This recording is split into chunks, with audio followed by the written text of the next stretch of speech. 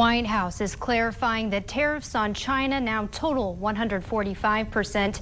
That includes the president's latest tariffs. He says will reset global trade, and those tariffs from February aimed at stopping the flow of fentanyl into the U.S. National correspondent Dr. Al-Nashar reports from the White House on what comes next.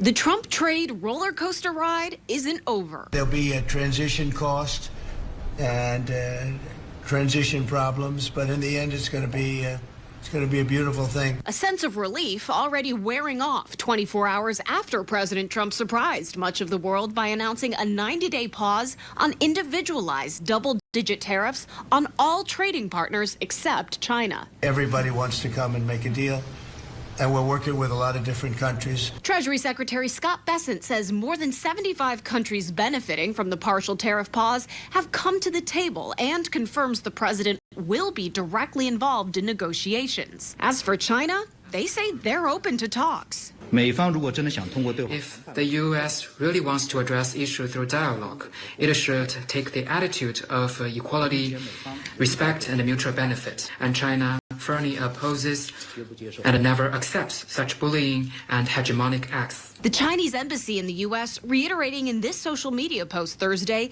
if the U.S. is bent on waging a trade war, China will fight to the end.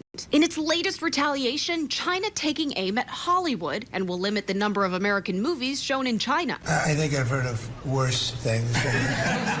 Back here in the U.S., American business facing a great deal of uncertainty as tariffs on China, plus 10% worldwide tariffs, tariffs on steel, aluminum, and foreign autos are still in effect. Amazon CEO says shoppers should expect to shoulder the burden. I'm guessing that that sellers will pass that cost on. Depending on which country you're in, you don't have 50% extra margin that you can play with. Given how much the president celebrated the rally on Wall Street Wednesday after his tariff pause, he was asked Thursday to react to stocks wiping out most of those gains. He punted the question to his Treasury Secretary, who said it was basically taking 2 steps forward and 1 step back, which he said they're okay with. At the White House, I'm Al-Nashar.